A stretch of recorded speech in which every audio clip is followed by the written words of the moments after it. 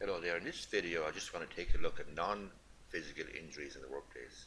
These would be injuries like psychological or psychiatric injuries arising from things like stress, bullying, and harassment. They are obviously injuries which are described as soft injuries. They're not soft injuries, but they are described as soft injuries because it's not like breaking a leg or breaking an arm or breaking a hand or something.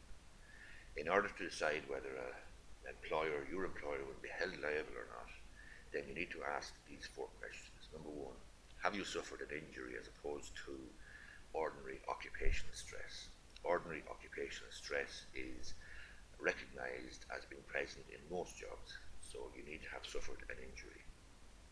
If you have, was the injury attributable to the workplace?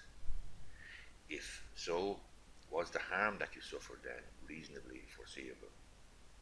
And finally, if you can answer yes to all of those three questions, did the employer fall below the standards of a reasonable and prudent employer in addressing your needs?